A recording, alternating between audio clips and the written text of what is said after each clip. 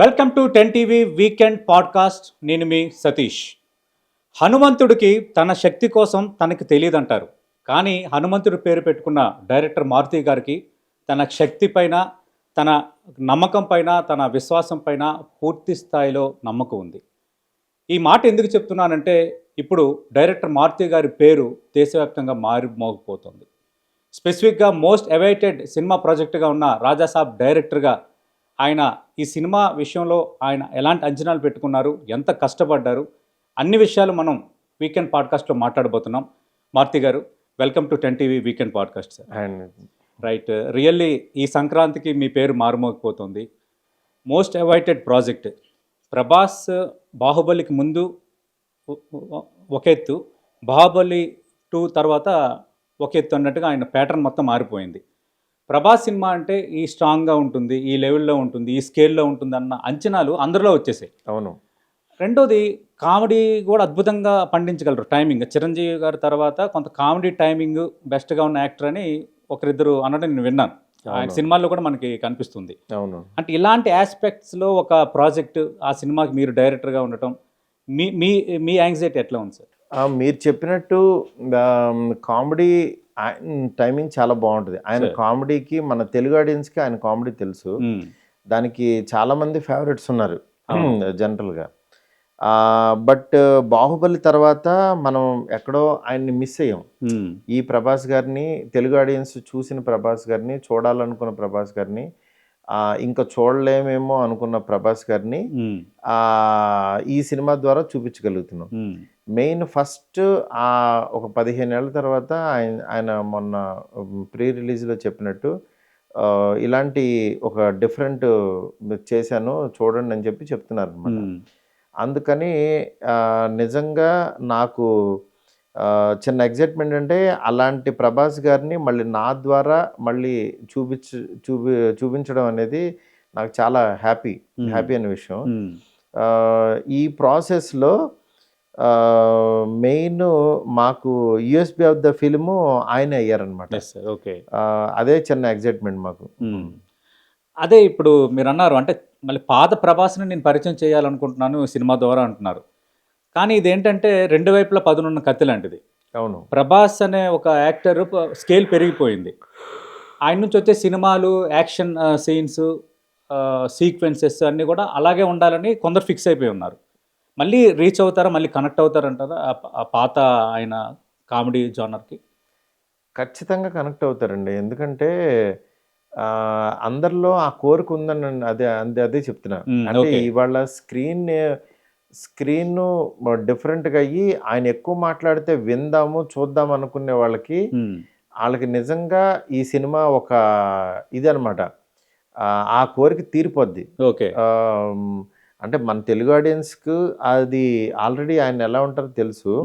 కానీ పాన్ ఇండియాలో ఈయన ఇలా యాక్ట్ చేస్తారా, ఈయన ఎంత బాగా యాక్ట్ చేయగలుగుతారా అనేది సర్ప్రైజింగ్గా ఫీల్ అవుతారు. ఆ సర్ప్రైజ్ అనేది ఈ సినిమా ద్వారా డెఫినెట్గా ఇవ్వబోతున్నాం. ఓకే. అంటే ఇప్పుడు అంటే అన్నీ ఉన్నట్టేనా, అంటే యాక్షన్, కామెడీ, థ్రిల్లింగ్ అన్నీ ఉన్నట్టేనా మొత్తం? అంటే ఒక మిక్స్డ్ వెజిటబుల్ ఇదేనా? ఖచ్చితంగానండి. అన్నీ ఈ సినిమాకి ప్రాపర్గా అంటే ఫన్తో పాటు ఆయన క్యారెక్టర్తో పాటు నెక్స్ట్ సాంగ్స్, అట్లాగే ఒక కొత్త హర్రర్ ఫ్యాంటసీ ఎలిమెంట్ని యాడ్ చేసాం అనమాట. అందువల్ల అది కన్ఫర్మ్గా మీరు స్క్రీన్ మీద అయితే కొత్తగా ఫీల్ అవుతారు. ఓకే. అంటే ఏంటి సార్, ఇది మల్టీ జానరా లేదంటే? మల్టీ జానర్ లేదండి, ఒక ఫ్యాంటసీ ఫిలిము. ఓకే. అంటే మనం ఇలా జరిగితే బాగుండని ఒక దెయ్యం కథలో ఇది ఒక కొత్తగా చేసాం అనమాట. ఓకే. అంటే ఇప్పుడు ప్రేమ కథ చిత్రం మీరు తీసిన దెయ్యం కాన్సెప్ట్ అది, కానీ విపరీతమైన కామెడీ. అవును. నేను అప్పుడప్పుడు రిపీటెడ్గా చూస్తుంటా కూడా ఇంట్లో, అంటే ఆ సీన్స్ అవన్నీ అంత చక్కగా మీరు తీశారు. నాకు తెలిసి దాని తర్వాత మీరు తీస్తున్న ఇది అది. అవును. బట్ అది ఒక స్మాల్ బడ్జెట్, కొంచెం మీడియం బడ్జెట్ సినిమా. కరెక్ట్. ఇది ఎక్స్పెక్టేషన్స్ పెద్దవి, నిర్మాణ సంస్థ పెద్దది, ప్రాజెక్ట్ పెద్దది, అంతకుమించి హీరో పెద్దది. అవును. సింక్ అవుతుంది అంటారా? ఖచ్చితంగానండి. ఎందుకంటే ఇది మనం రెగ్యులర్ హర్రర్ కామెడీ సినిమాలు నేను ఫస్ట్ తీసిన తర్వాత చాలా మంది తీశారు. అవును. ఒక 500 ఫిలిమ్స్ పైన వచ్చినాయి. సార్, కానీ ఇప్పుడు మళ్ళీ అందరూ చూడాలి అని అంటే డెఫినెట్గా ఇది ఫ్యాంటసీ ఎలిమెంట్ అందుకే యాడ్ చేసాం. ఓకే. అది సినిమాకి చాలా కొత్తగా ఉంటుంది. నెక్స్ట్ ఏంటంటే మనం ఆర్గానిక్గా చెప్పబోతున్నాం.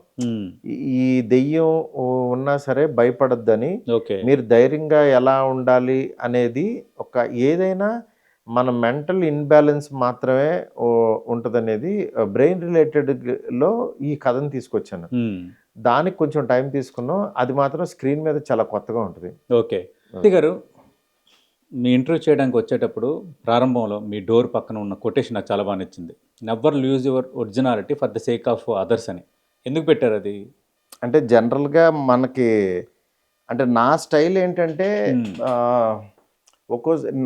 నాకున్న మెయిన్ ప్రాబ్లం ఏంటంటే నా చేత ఎవరైనా సరే ఎలాంటి సినిమా అన్నా తీయించుకోగలరు. ఓకే. ఫ్లెక్సిబిలిటీ. మీరు నాకు ఒక బ్యాడ్ ఇన్ఫ్లుయెన్స్ చేశారనుకోండి, బ్యాడ్ ఫిల్మ్ వస్తుంది. అవును. మీరు నాకు గుడ్ ఇన్ఫ్లుయెన్స్ చేశారనుకోండి, గుడ్ ఫిల్మ్ వస్తుంది. అందుకని ఎవరు ఏం చెప్పినా సరే నీ స్టైల్ అయితే పోగొట్టుకోకని అవును నన్ను గుర్తు చేసుకోవడానికి అది పెట్టాను. ఓకే. కానీ అది ఎక్కువ ఫాలో అవ్వను నేను. ఓకే. ఫాలో అవ్వాలి అని అనుకుంటా, కానీ యాక్చువల్గా ఏంటంటే కొన్ని సందర్భాల్లో బెండ్ అయిపోతుంటా. ఓకే. అంటే ఇండస్ట్రీలో కుదరదు అంటారా? అలాగా ఇండస్ట్రీలో అంటే అవతల వాళ్ళు డబ్బులు పెడతారు కాబట్టి పాపం వాళ్ళ డబ్బులు ఇంపార్టెంట్ కాబట్టి వాళ్ళకి నచ్చిన ప్రొడక్ట్ చేయాలి అనేది ఉంటుంది. ఆ ప్రొడక్ట్ చేయాలన్న తపనలో మన తప్పుని వాళ్ళు యాక్చువల్గా సమర్థించారనుకోండి, అది నిజంగా అది పెద్ద ఇది అయిపోద్ది. ఓకే. రెండోది అంటే ఇప్పుడు ఈ బ్యాడ్ ఇన్ఫ్లుయెన్స్ అంటున్నారు, అంటే ఎప్పుడైనా అలా అయ్యిందా? కొంచెం అట్లా మీరు డైవర్ట్ అవ్వటము, ఎవరో ఒకరు చెప్పిన దానికి డైవర్ట్ అయ్యి సినిమా రిజల్ట్స్ వేరేగా రావటం అట్లా? అంటే bad influence in the sense అదే నేను చెప్తున్నా, వచ్చినాయి కదా నేను తీసిన సినిమాల్లో కొన్ని యావరేజ్లు ఉన్నాయి, కొన్ని హిట్లు ఉన్నాయి. వెంకటేష్ గారితో అట్లాంటివన్నీ ఆన్ అండ్ ఆఫ్ జరుగుతుంటాయి కాబట్టి నేను అందుకనే ఆ బ్లేమ్ ఎవరి మీద పెట్టను. అది తప్పు నాదే. కానీ నువ్వు మేల్కుంటూ నువ్వు ఒరిజినాలిటీ పోగొట్టుకోకు అనేది నేను చెప్పుకోవడానికి ట్రై చేస్తుంటాను. Okay sir. ఇప్పుడు మీరు అంటే మీ స్క్రీన్ ప్లే బట్టి నేను మాట్లాడుతున్నాను, మీరు చాలా పకడ్బందీగానే ఉంటాయి మీ సినిమాలు. అంటే సినిమా ఎత్తుకోవడం నుంచి ఎండింగ్, ఇంటర్వెల్ బ్యాంక్ కానీ అవన్నీ కూడా కొంచెం సిస్టమేటిక్గానే ఉంటాయి. అవును. చాలా వర్క్ చేసిన తర్వాత మీరు రంగంలో దిగుతారు. అవును. కానీ ఎందుకు అంటే బ్యాడ్ ఇన్ఫ్లుయెన్సెస్ అన్నారు కదా, ఎందుకు ఒక్కోసారి ఆ డైవర్షన్ ఎందుకు వస్తుంది అంటారు సార్? బ్యాడ్ ఇన్ఫ్లుయెన్సెస్ అంటే ఎందుకు వస్తుంది అంటే సార్, ఒక్కోసారి మనకి చెప్పాను కదా, అవతల వ్యక్తి ప్రొడ్యూసర్స్ లేదు ఇది కరెక్ట్ కాదు అని అంటే ఆయనకి ఏది కరెక్ట్ అనిపించిందో చేసుకుంటూ వెళ్ళిపోతుంటాం. ఓకే. అప్పుడు తెలియకుండా అది క్రియేటివ్ సైడ్ అది బ్యాడ్ ఇన్ఫ్లుయెన్స్ అవుతుంది. అట్లాంటి సందర్భాలు వచ్చినా సరే నువ్వు ఒకటి నమ్ముతావు కదా, ఆ నమ్మిన స్టాండ్ మీద నుంచో అని చెప్పడం కోసం. ఓకే. మరి ఇప్పుడు రాజాసాబ్ విషయంలో మీకు ఫుల్ ఫ్రీడమ్ దొరికిందా? ఖచ్చితంగా అండి. ఫ్రీడమ్ కంటే నేను ఇంకా మెచ్యూర్డ్గా బాగా ఆలోచించడానికి, నా స్ట్రెంగ్త్ని ఇంకా మోర్ బయటికి తీయడానికి నాకు ప్రభాస్ గారు చాలా హెల్ప్ చేశారు. ఓకే. ఎందుకనంటే నా లోపల ఉన్న రైటర్ని ఆయన గుర్తించి నువ్వు ఇది బాగా రాస్తావు డార్లింగ్, ఇది ఇక్కడ ఇది చెయ్యి అది చేయని ఆయన చెప్పే విధానం, నాకు ఇచ్చే ఎనర్జీ ఇంకా ఇంత సినిమా తీయడానికి నాకు చాలా హెల్ప్ అయిందనమాట. అది ఓకే. అది నేను అందుకే మీ ప్రారంభంలో అన్నాను, హనుమంతుడు తన శక్తిని గురించి అతను గుర్తించడు, అతనికి తెలియదని మనం అంటారు, పెద్దలుగా అంటుంటారు. అవునవును. అంటే ఈ విషయంలో మీ స్ట్రెంత్ ఏంటి అనేది మీరు గుర్తించకపోయినా, అంటే మీ స్ట్రెంత్ మీరు గుర్తించారు కాబట్టి ఇండస్ట్రీ మిమ్మల్ని గుర్తించింది, మా అలాంటి వాళ్ళని గుర్తించాం. అవునవును. కానీ ఇంకా నీలో అద్భుతమైన శక్తి ఉంది నువ్వు అని మా ప్రభాస్ గారు మిమ్మల్ని గుర్తించారు. ఖచ్చితంగా ఎంకరేజ్ చేశారు. ఆయన అది గుర్తించారు కాబట్టే నేను పూర్తిగా ఈ సినిమా మీద పూర్తిగా కాన్సన్ట్రేట్ చేయగలిగాను. ఓకే. అంటే సార్ హీరోలు నిర్మాతలు కొంచెం డైరెక్టర్ని పూర్తిగా నమ్మితే రిజల్ట్స్ బెస్ట్గా ఉంటాయి కదా సార్? అంటే పూర్తిగా అంటే కూడా ఇక్కడ డైరెక్టర్లు పూర్తిగా నమ్మాలి. ఎట్ ద సేమ్ టైము మేము తప్పుని వాళ్ళు చూడగలుగుతారు. థర్డ్ అవుతారు. ఖచ్చితంగా ఆ సలహా కూడా తీసుకోవాలి. అప్పుడు ఎక్కడ మిస్టేక్ జరుగుతుంది అనేది తెలుస్తుంది. ఓకే. అందువల్ల అలా అని ఇది కరెక్ట్ అని కాదు, అది కరెక్ట్ అని కాదు, ఇది మ్యూచువల్గా అందరూ ఒక సింక్ లో ఉన్నారనుకోండి, అది వేవ్ లెంత్ అంట, అది మంచి ప్రోడక్ట్ వస్తుంది. ఎందుకంటే సినిమా అనేది ఒక తెలియని ఒక ఇమాజినేషన్లో క్రియేట్ చేసే ఒక ఇది అవును సార్. అంటే ఒక వైట్ పేపర్ మీద కొన్ని పాత్రలన్నీ క్రియేట్ చేసుకుని ఇమాజినేషన్లో ఫస్ట్ సినిమాని మనం చూసి ఆడియన్స్కి చూపించడం, చూసి వాళ్ళు ఆ ప్రపంచంలోకి తీసుకెళ్ళడం అనేది ఇట్స్ నాట్ ఈజీ థింగ్. అవును. అంటే మనం ముందు చూడగలగాలి. అవును. అది మీరు అన్నట్టు మనం ఫస్ట్ ఒక ఊహించగలగాలి. అవును. రైట్. అది ఊహిస్తే డెఫినెట్గా ఇది ఉంటుంది. అందుకని వాళ్ళు వీళ్ళని కాదు, అందరూ ఒక మ్యూచువల్ అండర్స్టాండింగ్తో మంచి వేవ్ లెంగ్త్తో చేస్తే డెఫినెట్గా ఓకే. మంచి ప్రొడక్ట్స్ బయటకు వస్తాయి. ఓకే. అంటే ఇప్పుడు రాజసాబ్ విషయంలో అట్లాంటి కరెక్షన్స్ ఏమైనా మళ్ళీ చేసుకోవటం, ఇట్లా చేసుకుంటే బెస్ట్ అని అట్లా ఏమైనా వచ్చాయా లేదు కలెక్టివ్‌గా? పెద్ద సినిమా ఖచ్చితంగా ఎనీ పెద్ద సినిమా అండి చేశారు. లాస్ట్ మినిట్ వరకు చేసుకుంటూ ఇది బాగుంది, ఇది కరెక్ట్, ఇప్పుడు కూర్చుంది అని మనకు తెలియనికుండా ఎప్పుడు మనకి సినిమా బయటికి వెళ్ళేంత ఆఖరి నిమిషం వరకు కూడా చూసుకుంటూ చేసుకుంటూ ఉంటేనే సినిమా మీకు కరెక్ట్గా వస్తుంది. అది ఓకే. Right sir. అంటే ఇప్పుడు సోషల్ మీడియా వచ్చిన తర్వాత ట్రెండ్స్ మారిపోయాయి. ఎవరైతే వ్యూవర్స్ ఉన్నారో, ఈ స్పెక్టేటర్స్ ఉన్నారో వీళ్ళందరూ అంచనాలు పెరిగిపోతున్నాయి. అవును, అంటే ప్రతి దాన్ని కూడా హై స్కేల్లోనే వాళ్ళు ఎక్స్పెక్ట్ చేస్తున్నారు. కరెక్ట్. మరి ఆ అంచనాలకి ఇది అందుకుంటుందా సినిమా? అందుకుంటుందా అంటే వాళ్ళకి కూడా ఏంటంటే వాళ్ళు మేము ఎలాంటి సినిమా చూడాలనుకుంటున్నామో అనేది వాళ్ళు మేము ఇచ్చే ట్రైలర్స్ ఇవన్నీ చూసుకుంటారు. Yes sir. అవును. దాన్ని బట్టి వాళ్ళకి మనం ఇచ్చే ట్రైలర్ దీంట్లో వాళ్ళ దగ్గర నుంచి వచ్చిన అప్లాజెస్ చాలా ఉన్నాయి అనమాట. దాంతో ఖచ్చితంగా ఈ సినిమా చూడాలని ఫిక్స్ అయ్యారు వాళ్ళు. ఓకే. అందువల్ల అది షూర్ షాట్. Right sir. ఈ సినిమాలో ఈ భావోద్వేగాల అంశం ఎట్లా ఉండబోతుంది సార్? ఎందుకంటే నానమ్మ కోసం అని ఈరోజు చూశాను నేను. అసలు అంటే ఏంటి ఆ సెంటిమెంట్స్, యాంగిల్స్? ఎమోషన్స్ అంటే ప్రతి మనిషికి చాలా అవసరం. అవును. ఈ సినిమాలో గొప్పగా చెప్పింది ఏంటంటే నీ ఎమోషనల్ బ్యాలెన్సింగ్గా ఉంటే నువ్వు ఏదన్నా సాధించగలవు అనేది. అలాగే ఎంత పెద్ద గోస్ట్నైనా సరే నువ్వు మెంటల్గా కనుక ధైర్యంగా ఫిక్స్ అవ్వగలిగితే ఎదురుగుండా ఎంత పెద్ద భయం ఉన్నా నిన్నేమి చేయలేదు, దేన్నైనా ఎదిరించగలం అనేది నేను చెప్పదలుచుకున్నా. అది స్క్రీన్ ప్లేలో సీన్స్ రూపంలో అది బాగా కొత్తగా చెప్పామన్నమాట. Okay sir. అంటే ఇప్పుడు ప్రభాస్ గారిని డీల్ చేసే విధానంలో, ఎందుకంటే ఇప్పుడు ఆయన ఒక బిగ్ స్టార్ అయిపోయారు. అవును, మీకు క్లోజ్ అయినా బిగ్ స్టార్ కాబట్టి కొంచెం ఆ ప్యాటర్న్స్ అన్నీ కొంచెం డిఫరెంట్గా ఉంటాయి. కొంచెం టఫ్ అనిపించిందా? ఎట్లా కాదు సార్ డీల్ చేస్తే? టఫ్ ఏం లేదండి. యాక్చువల్గా ఆయన ఫస్ట్ మనం వెళ్తే చిన్న పెద్ద అని కాకుండా ఆయన కంఫర్ట్ ఇస్తారు. లైక్ యూ, నేను అది ఫీల్ అవుతున్నాను. కంఫర్ట్ ఇస్తారు. కంఫర్ట్ ఇచ్చినప్పుడు మనకి ఏమవుతుందంటే మనం ఏదన్నా సరే ఫ్రీగా మాట్లాడగలుగుతాం. అని చెప్పమంటారు, మీ ఒపీనియన్ చెప్పండి అని చెప్పమంటారు. అప్పుడు డెఫినెట్గా మనం చెప్పే విధానం అన్నీ కొంచెం ఫ్రీ అవుతాం. ఓకే. అందుకని నాకు ఆయన దగ్గర ఆ కంఫర్ట్ ఉంది కాబట్టి ఈ సినిమా తీయగలిగాను ఈజీగా. అంటే మారుతి గారు మీరు మంచి హిట్స్ ఇచ్చారు, కానీ బిగ్ ప్రాజెక్ట్స్ ఏమీ చేయలేదు అంటే ఈ స్కేల్లో. అవును, కానీ ఎట్లా ఒప్పించగలిగారు సార్ ప్రభాస్ గారిని? ఎలా కనెక్ట్ అయింది సినిమాకి అసలు? అంటే చెప్పే సీన్స్ ఇవన్నీ కూడా ఆయనకి లోపలికి వెళ్ళే విధానంలోనే తెలిసిపోద్ది మనకి. ఈ సీన్ పండుతుంది థియేటర్లో, ఈ సీన్ ఎంజాయ్ చేస్తారు అని.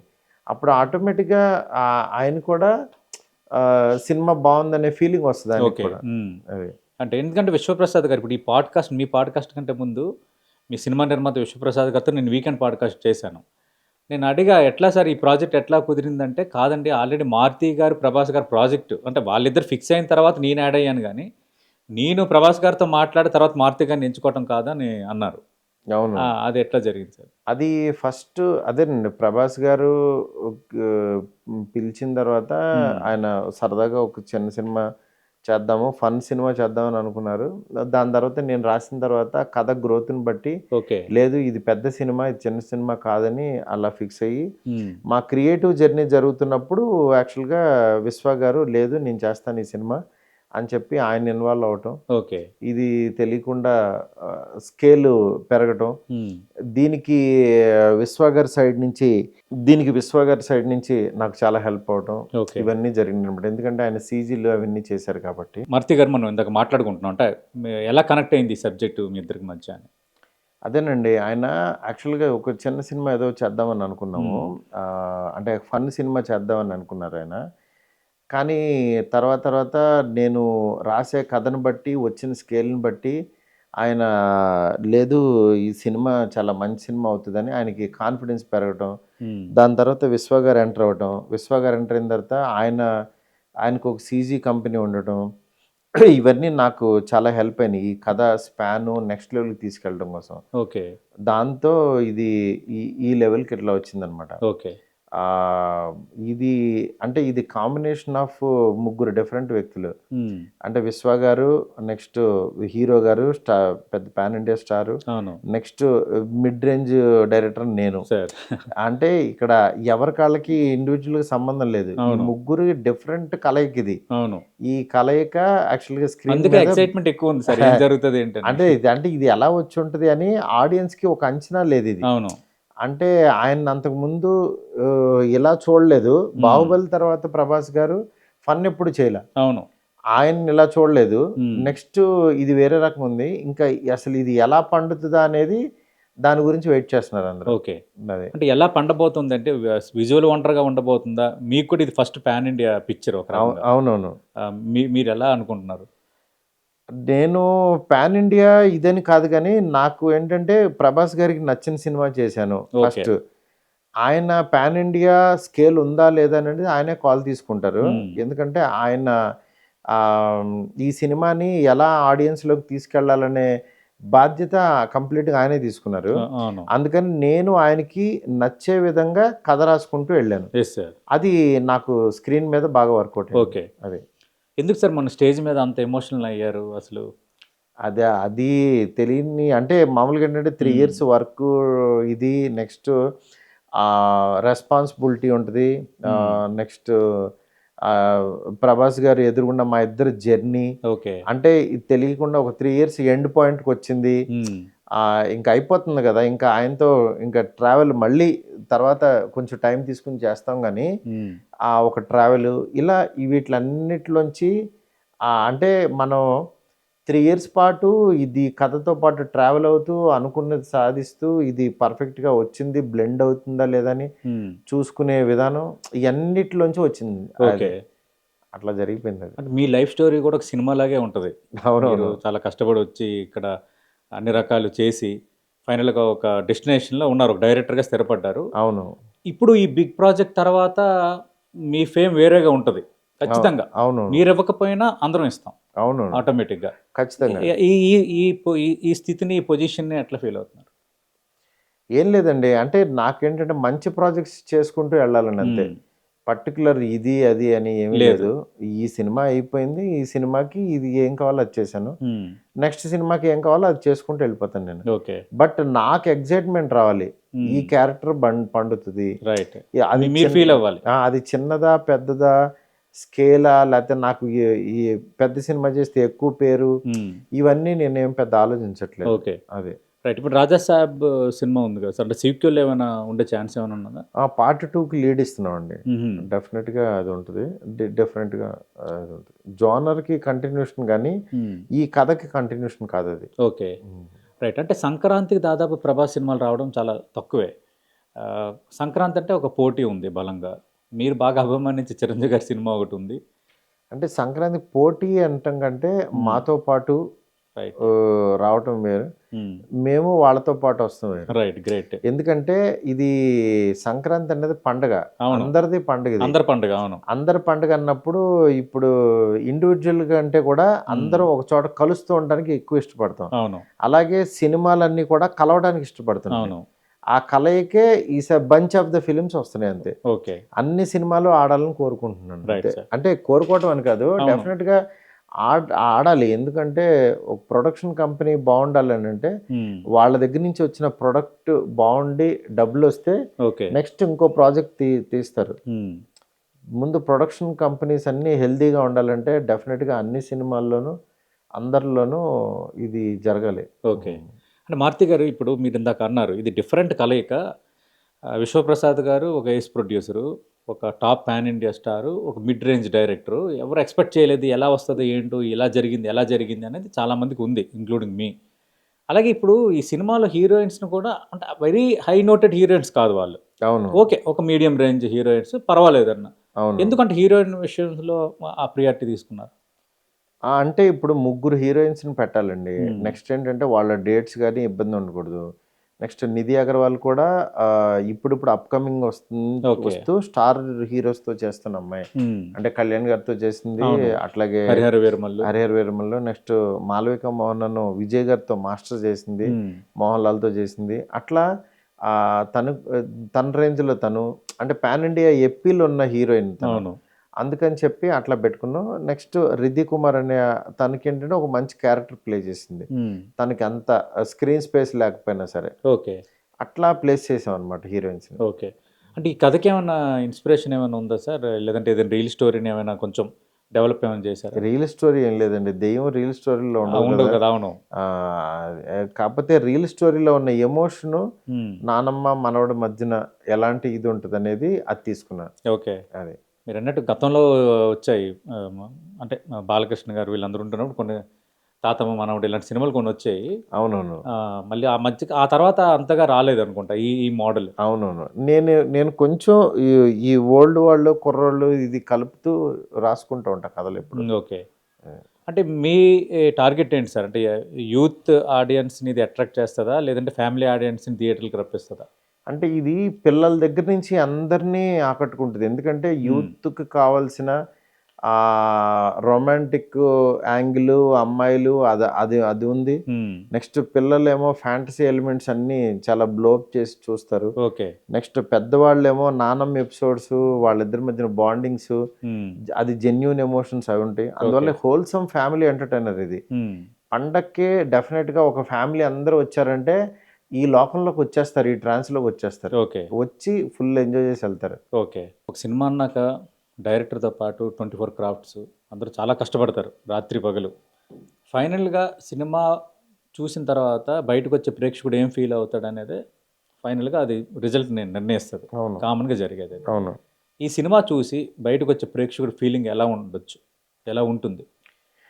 ఈ సినిమా చూసి బయటకొచ్చే ప్రేక్షకుడు ఖచ్చితంగా ఏంటంటే ఒక వండర్ చూసాము. హ్మ్. ఆహ్, ఏదో అంటే మనకేంటంటే ఎంటర్‌టైన్ అయ్యాము. అన్నీ ఉన్నాయి. ఎమోషన్ ఉంది. అన్నిటితో పాటు ఒక అంటే మనకి తెలియని ఒక అద్భుతం చూసామనే ఫీలింగ్ ఒకటి ఉంటుంది చూడండి. అదైతే బయటికి రాగానే అది ఉంటది. ఓకే. అది మీరు సినిమా చూసిన తర్వాత మాత్రం అది ఫీల్ అవుతారు. నెక్స్ట్ ఈ సినిమా తర్వాత ప్రభాస్ గారు ఆయన పెర్ఫార్మెన్స్ మాత్రం ఇంటికి తీసుకెళ్తారు. హ్మ్. ఎంత పెర్ఫార్మ్ చేశారేంటి ప్రభాస్ అనేది మాత్రం షాక్ అవుతారు అందరూ. ఓకే. అది. ఇంకా ఎలాంటి కష్టం ఎదురైంది సార్? మొత్తం ఈ 3 సంవత్సరాలు ఉన్నారు గదా! చాలా అంటే పెద్ద నిద్రలేని ప్రాజెక్ట్ రాత్రులు కాబట్టి కూడా ఉండుంటాయి. పెద్ద ప్రాజెక్ట్ కాబట్టి డెఫినెట్‌గా అవన్నీ ఉంటాయి. హ్మ్. ఆటిలన్నిటిని చూసుకుంటూ వెళ్ళాము. ఇవన్నీ కొంచెం బానే అంటే నా స్థాయికి తగ్గట్టు నేను ఎంత హ్యాండిల్ చేయాలో అంతా హ్యాండిల్ చేశాను. ఓకే. అది. అంటే సార్ మ్యూజిక్ విషయానికొస్తే ఎక్కువ మంది ఇప్పుడు పాటలు, మ్యూజిక్‌తో పాటు బ్యాక్‌గ్రౌండ్ స్కోర్ అనేది స్పెసిఫిక్‌గా తీసుకుంటున్నారు. అవును. హీరో ఎలివేషన్ అప్పుడు గానీ, లేదంటే కామన్‌గా వచ్చే బ్యాక్‌గ్రౌండ్ స్కోర్ గానీ, ఆ విషయంలో ఎలాంటి కేర్ తీసుకున్నారా? ఎలాంటి వర్క్ చేశారు సార్? మ్యూజిక్ బ్యాక్‌గ్రౌండ్ స్కోర్ తమన్‌ని మించిన ఎవరు లేరండి నాకు హ్మ్. తెలిసి. హ్మ్. ఎందుకనంటే తను సినిమాని అర్థం చేసుకొని, సినిమాకి, కథకి ఏం కావాలో అది ప్రాపర్‌గా డెఫినెట్‌గా బాగా ఇస్తాడు. ఓకే. అందులో డౌట్ లేదు. హ్మ్. నెక్స్ట్ తనకి ఆడియన్ పల్స్ తెలుసు. థియేటర్‌లో ఆడియన్ ఎలా కూర్చోబెట్టాలి? ఎలా కూర్చోపెడితే ఎలాంటి కైండ్ ఆఫ్ ఏ సినిమా జోనర్‌కి, ఏ కైండ్ ఆఫ్ ఫిల్మ్‌కి ఇస్తారు. ఎలాంటి మ్యూజిక్ ఇస్తే ఆడియన్ హుక్ అయ్యి ఎంజాయ్ చేస్తారు. Next hmm. వచ్చే సీజన్ ఏంటి? ఆ చుట్టుపక్కల ఉండే సినిమాల్లో ఎలాంటి మ్యూజిక్ ఉంటది? దాన్ని దాటి నేనెలా ఇవ్వాలి? ఈ సినిమాని ఎలా మోసుకెళ్ళాలి అనేది మాత్రం ఖచ్చితంగా తీసుకుంటాడు ఆ వెయిట్. ఓకే. అంటే తను చెప్పే విధానం, సినిమా గురించి చెప్పే విధానం ఒకటుంటది. అది డెఫినెట్‌గా బా చెప్ ఆహ్, చేస్తాడు. మాకు తమను ఈ సినిమాకి మాత్రం హ్మ్. అసలు వేరే అద్భుతంగా ఇస్తున్నాడనమాట. ఓకే. ఇంక మిగతా సాంకేతికపరమైన అంశాలు హైలైట్స్ ఏమైనా ఉన్నాయా సార్? హైలైట్స్ అంటే సినిమాలో క్యారెక్టర్స్ అందరూ వాళ్ళ పెర్ఫార్మెన్స్‌లు అందరూ చాలా బాగా చేశారు. ఓకే. హైలైట్ అంటే సంజయ్ దత్ గారని చెప్పొచ్చు. హ్మ్. ఆయన పెర్ఫార్మెన్స్ మాత్రం ఈ సినిమాకి మైండ్ బ్లోయింగ్ ఉంటది. ఓకే. ఈ ఆయన డైలాగ్ డెలివరీ గానీ, యాక్టింగ్ గానీ, ఆయన గుర్తుండిపోతారు తెలుగు ఆడియన్స్‌కి మాత్రం. ఓకే. ఖచ్చితంగా. ఓకే. అదే. అంటే మరి సంజయ్ దత్ ప్రమోషన్స్లో కనిపించట్లేదని కొందరు అంటున్నారు. ఆయన చాలా బిజీగా ఉన్నారు. మ్మ్. మాకు ఇంటర్వ్యూ అది ఇచ్చారు, మేము మళ్ళీ వదులుతున్నాం. ఓకే. అది బాంబేకి అట్లా పంపిస్తున్నాం. మ్మ్. అట్లాగే హీరో గారు కూడా హిందీకి కావాల్సిన ప్రమోషన్ అది చేస్తున్నారు. ఓకే. నెక్స్ట్ వీక్ అంతా బాంబే ప్రమోషన్స్ మీద కాన్సన్ట్రేషన్ చేస్తున్నాం. ఓకే. యా సార్ మీరు వచ్చారు, చాలా జానర్స్ తీశారు. అంటే నాకు లైఫ్లో ఈ సబ్జెక్ట్ నేను టచ్ చేయాలి, ఈ ప్రాజెక్ట్ చేయాలని ఏమైనా ఉందా అట్లా ఒక సింగిల్ టార్గెట్ ఏదైనా? నాకు ఉన్నాయండి, మంచి మంచి కథలు ఉన్నాయి చాలా. ఓకే. అవి తీయాలనేది ఉంది. వాటికి జానర్స్తో సంబంధం లేదు. మ్మ్. అలానే స్టార్స్తో కూడా ఇది స్టార్స్తోనే తీయాలనేది కూడా లేదు. లేదు. అంటే నాకు ఈ ఎమోషన్ని నేను ఎక్కువ లైక్ చేస్తాను. మ్మ్. ఆ కైండ్ ఆఫ్ ఫిలిమ్స్ ఉన్నాయన్నమాట. ఓకే. అంటే ఎమోషన్ లైక్ చేయడానికి ఏమైనా రీజన్ ఉంది సార్? అంటే మీ లైఫ్తో లింక్ ఏమైనా చేయొచ్చా? ఎమోషన్ అంటే చిన్నప్పటి నుంచి నాకు బేసికల్లీ కొంచెం వెరీ ఎమోషనల్ ఫీలో. ఓకే. అంటే కొంచెం బాండింగ్, తల్లిదండ్రులతో అనుబంధం. అవును, మా మదర్తో ఫాదర్తో ఎక్కువ అటాచ్ ఉంటుంది. అందులో ఫ్యామిలీతో ఎక్కువ ఉంటాను నేను. ఓకే. ఫ్యామిలీకి ఎక్కువ ఇంపార్టెన్స్ ఇస్తా. దానివల్ల కూడా మేబీ హ్యూమన్ ఎమోషన్స్కి నాకు ఎక్కువ ఇంపార్టెన్స్. ఓకే. ఎందుకంటే మీ సినిమాల్లో అది ఎక్కువ కనిపిస్తుంది. చాలా సినిమాల్లో ఎమోషన్ అయితే మిస్ కాదు. అవునవును. అంటే ఏదో ఒక బలమైన రీజను మనల్ని డ్రైవ్ చేస్తే తప్ప మన రైటింగ్లోనే మన డైరెక్షన్ అది రాదు కదా. అవునవును. లేదు అవన్నీ పర్ఫెక్ట్గా ఇదవుతుంది. ఓకే. అంటే అదే సార్, ఇప్పుడు పండగ కాబట్టి అందరూ వెళ్ళి చూడాల్సిన సినిమా అని అంటున్నారు. ఇంకా ఆల్ ఎలిమెంట్స్ అందరినీ ఎంజాయ్ చేస్తాయని ఒక ఫీలింగ్ అయితే ఉన్నారు బలంగా, చాలా అంటే స్ట్రాంగ్గా నమ్మకంగా ఉన్నారు. అవును.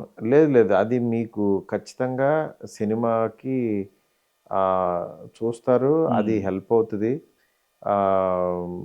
మీరు అంటే ఏది ఇమాజిన్ చేసుకుని అయితే వస్తారో అది ఖచ్చితంగా స్క్రీన్ మీద కనిపిస్తుంది. ఓకే. మారుతి గారు జోకర్ పాత్రలో కూడా మీరు ఒక ప్రోమోలో ఒకటి చూపించారు.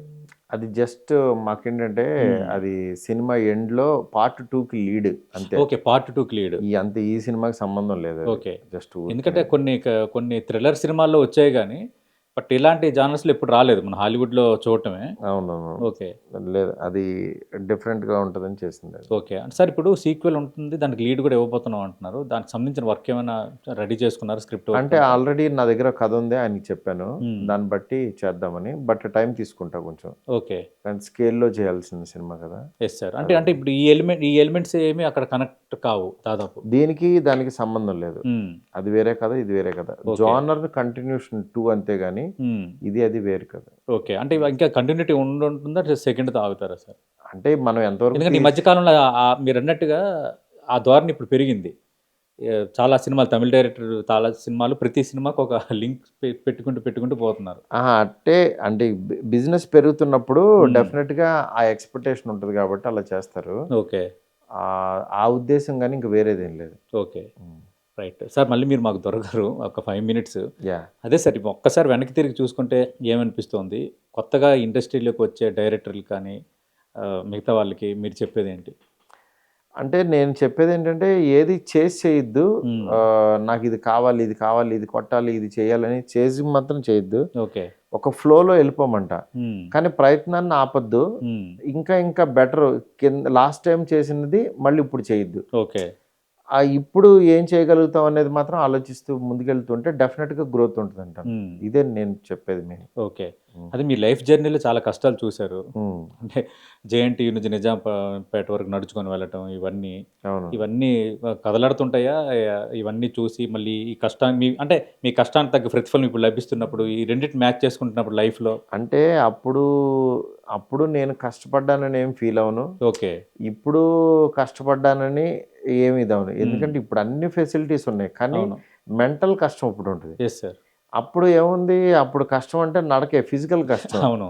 అంటే మన దగ్గర డబ్బులు అన్నీ ఉన్నాయి కానీ మెంటల్ పీస్ లేదు. మెంటల్ పీస్ అంటే మెంటల్ కష్టం ఉంటుంది. కాకపోతే బాధ్యత, రెస్పాన్సిబిలిటీ, ఇంత పెద్ద బాధ్యత అనేది ఉంటుంది కాబట్టి ఆ భయం ఉంటుంది అంతే. ఇంకా వేరేది ఏం కాదు. అంటే మీరు ఆ థీరీ కూడా చెప్పారు, కారు ఒక మంచి ఇల్లు ఉంటే కాదని ఒక ఏదో ఇంటర్వ్యూలో చెప్పారు ఒక థీరీ. అవును. అంటే ఇంటి సైజు ఇవి పెరుగుతూ ఉంటాయి కానీ మన ఇది వెళ్ళదని చెప్పాను అంతే. మెయిన్ ఒకటేనండి, పని చేస్తూ వెళ్ళిపోవాలి. పని అంతే. ఓకే. ఇంకా అంతకుమించి వేరేదేం లేదు. రైట్. సార్ ఇప్పుడు మనం ఈ మధ్యకాలంలో చూసాం. అంటే నిధి అగర్వాల్ ఒక లూలు మాల్‌కి వెళ్ళటము, అది ఇష్యూ అవ్వటం, శివాజీ గారు ఒక వేదికపై మాట్లాడటం, ఇవన్నీ బికెమ్ ఏ ఇష్యూ అయిపోయాయి. దీనిపై మీరేమంటారు సార్? లూలు మాల్ అంటే ఏదైనా సరే సార్, ఇప్పుడు ఎవ్వరు కావాలని చేయరు. అక్కడ ఉన్న క్రౌడు అంటే తను తీసుకున్న లైట్ విధానం, ఇప్పుడు ఎవడో వచ్చి పడిపోతుంటారు అట్లా. అవును. ఎవరు కావాలని చేయరు. అట్లా అంటే ఆ ప్లేస్లో నేను నడిచాను కదా, నా మీద కూడా జనం అంటే క్రౌడ్ వెళ్తున్నప్పుడు వీళ్ళకి దగ్గర ఉన్న వాళ్ళు పడిపోతుంటారు. అన్బేరబుల్. అంతేగాని కాకపోతే అక్కడ సెక్యూరిటీ ఈ జనాలు కూడా ఆపలేకపోయారు. అవును. అంతేగాని ఎవరిది మిస్టేక్ కాదు. అవును. అట్లా కొంచెం ఆ డిస్కంఫర్ట్ అయింది. నెక్స్ట్ శివాజీ గారు కానీ వీళ్ళు కానీ ఎవరు ఒపీనియన్ వాళ్ళు చెప్తారు. అది నీకు నచ్చితే తీసుకో, లేకపోతే లేదు. అవును. మంచి విషయం కొంచెం హార్ష్గా చెప్తే అవతల వాళ్ళు ఇబ్బంది పడతారు. మంచి విషయం మంచిగా చెప్తే నీకు నచ్చితే తీసుకుంటారు, లేకపోతే లేదు. అంతే. అది దాని గురించి కామెంట్ చేయాల్సిన అవసరం లేదు. ఎందుకంటే ఎవ్వరు ఇక్కడ నేను ఈ తప్పు చేయాలని మాత్రం పబ్లిక్గా ఎవరు రారు. ఆ చేసే విధానంలో అవతల వాళ్ళని నొప్పించకుండా జరిగితే ఆ మంచి అనేది ఇంకా ఎక్కువ మందికి రీచ్ అవుతుంది. ఓకే. అంతే. ఓకే. అంటే ఇప్పుడు చిరంజీవి గారితో మీకు బాగా ఇష్టమైన నటుడు ఆయన. చాలామంది డైరెక్టర్లు 1 by 1 తీసుకుంటూ పోతున్నారు. అలా ఏమైనా ఉందా చిరంజీవి గారితో ఎప్పటికైనా ఒక సినిమా చేయాలంటే? ఖచ్చితంగానండి. నాకు ఫేవరెట్ హీరో కదా ఆయన. అవును. ఆయనతో ఎవరికి ఉండదు, డెఫినెట్గా ఉంటుంది.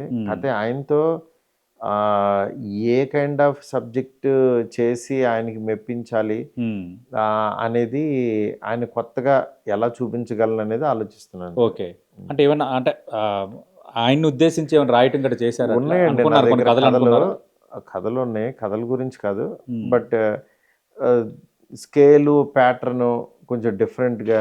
ఓకే. కొత్త సినిమా చేయాలి, సంథింగ్ న్యూ. అంటే మీరు అన్నట్టు ఎట్లా? ఎగ్జాక్ట్లీ. అంటే ఇప్పటి వరకు చిరంజీవి గారు చేయలేదురా అనుకున్నట్టు. అవును, అంతే. ఓకే. అలాంటి సినిమా చేయాలని అయితే ఉంది. ఖచ్చితంగా. Right. Sir, weekend podcast interview ముగించే ముందు లైఫ్ అంటే ఏంటి సింపుల్గా డైరెక్టర్ మారుతి మాటల్లో? లైఫ్ అంటే ఏముంది, అంటే ప్రజెంట్ని ఎంజాయ్ చేయాలి. రేపు రేపు రేపు అనే దాని గురించి కంటే ప్రతి క్షణం నీకు నువ్వు ఆన్సర్ చెప్పుకోవాలి. నేను హానెస్ట్గా పనిచేస్తున్నాను, అట్లీస్ట్ అంటే స్పాయిల్ అవ్వకుండా పాజిటివ్ థింకింగ్తో ఈ క్షణం బతికితే నీకు నెక్స్ట్ మినిట్ నువ్వు పాజిటివ్నెస్ నీలో పెరుగుతూ ఉంటుంది. అది నీ లోపల ఉందా లేదా అని గమనించుకుంటూ ట్రావెల్ అవ్వమంటాను. అవును, అంతే. అంటే మీరు అన్నట్టుగా ఈ నెగిటివ్నెస్, యాటిట్యూడ్ చూపించడం ఇవన్నీ ఉండకూడదు.